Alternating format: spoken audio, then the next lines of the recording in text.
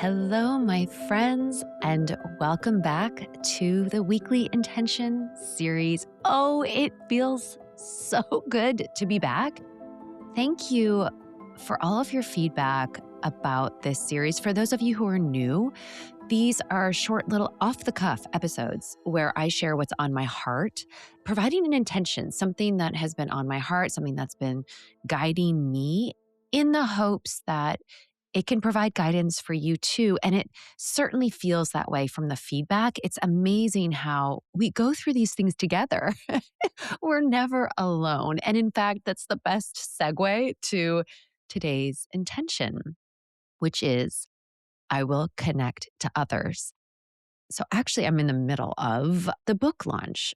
And the best part about all of these activities and events that I've been doing to promote the book have been meeting some of you. Oh my goodness, you are amazing. Everybody I have met on my book tour or in my retreat with Kripalu has taught me so much. So inspired and so grateful that you have created a space for me to share my story.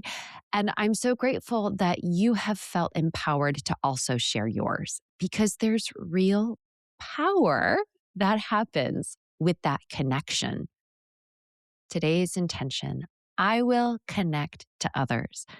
So, of course, the universe is just so fun because as I have decided to share this intention this week, guess what card I picked in the Osho deck? So sometimes I use oracle cards as another tool because you guys are just so fun. It's a tool. It's not a way to divine the future or to tell the future. It's a teaching moment for me to bring myself back into my body when I'm not feeling grounded. And I don't pick them all the time, but when I do, it's always the right card. The card I picked was a card called Friendliness. It shows two trees, two beautiful trees. One has yellow leaves, one has pink leaves, and their leaves are merging in the middle to create this beautiful orange color. And the idea behind this card is that friendliness, true connection, comes when these trees are so rooted in themselves. These trees are fully themselves. And when they come together, they create something new. They create this beautiful orange color. But these trees are not intertwined with one another. They are their own self. And I think that's the element about this that is really important. To connect with others in a way that is really clean, we first have to connect to ourselves. And that much of these episodes, that has been kind of the focus. We have to create that firm grounding rootedness within our own self so that we can come into relationship in a way that is free, that is not dependent on, or that doesn't result in enmeshment or codependency. A relationship where we are our own sovereign beings and together we create something new and beautiful. This is reminding me of my conversation with Megan Watterson, who was on my podcast. I will link to that episode. In her book, The Girl Who Baptized Herself, she tells the story of Thecla. It's a passage that was left out of the Bible, but this young woman was expected to marry at a young age to follow this prescribed life. Long story short, she heard these teachings that awakened something in her. She realized she could not be controlled and she refused to get married. Because of this, many things happened, one of which she was thrown into this arena and persecuted because she just realized she was free. And all of these kind of miracles happened to save her life when she was in the arena, one of which was that the women in the audience began connecting with one another. Their voices rose together, and through that shared connection and solidarity, Thecla is protected and saved. Connection is powerful. We need it more than ever.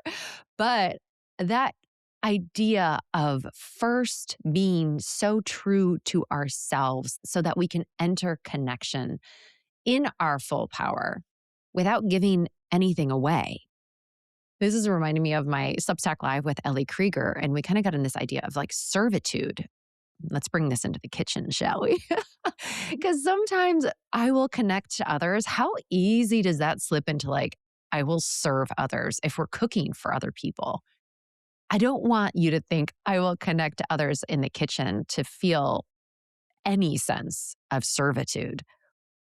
We want to first connect to ourselves. Like practically, say you're feeding a family. You have to feed your family.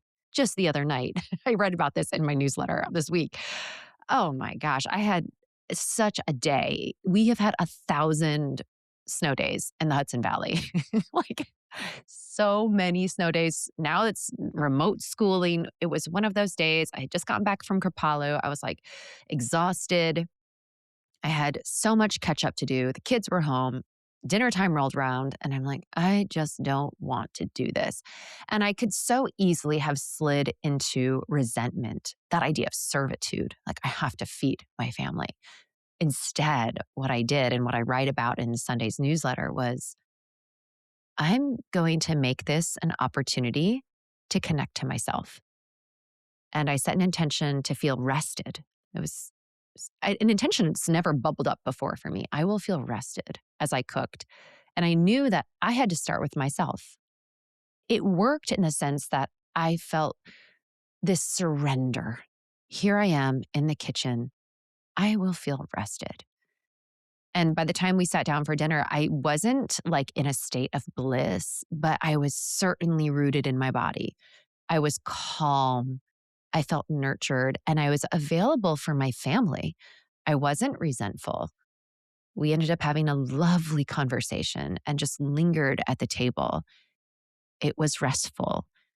I'm saying this because we have the power to shift our own state. We are the only ones with that power.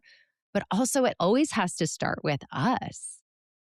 How do we tend to ourselves so that we can show up and connect to others in a way that doesn't feel like servitude or codependency, but in a way in which we feel free and therefore we can support and connect in a way that is uplifting and creating something new. This week, perhaps this intention is something you can bring to the kitchen and perhaps out of the kitchen. I will connect to others. And by the way, it doesn't have to be people. I have 2 plants in my kitchen. My husband makes fun of me because I often talk to them. I've got more than 2, but my plants have names. I love connecting with my plants. It brings me such joy. Maybe you have pets. It will connect with others. And when it comes to cooking, of course, in the kitchen, we share meals. We can go out for dinner and share meals, but what does it feel like to connect to others, whether you're cooking or just sharing a meal, in a way where you feel full first, where you're not trying to get something out of somebody else or like appease them? I will connect to others. This work is so important. We need to connect to one another right now. This world is in a bunker state. I don't know if that sentence makes any sense, but you know what I mean. How nourished I felt meeting some of you in person. It was a true gift. And so I want to just say that this community, if you want to connect to others here, that's what I'm building this for. If you want to connect with me, send me a message, but go forth in this week. Connect to yourself, connect to others. Let's create that third thing, that beautiful orange color, that third thing that has real power to make change. All right, my friends, I finish these episodes and I'm always like, I don't know what just came out of my mouth. I hope that all of this made sense. I love you so much. Stay tuned. As always, you can support this work by becoming a subscriber to the newsletter. First of all, if you're not over there yet, let's get you over there.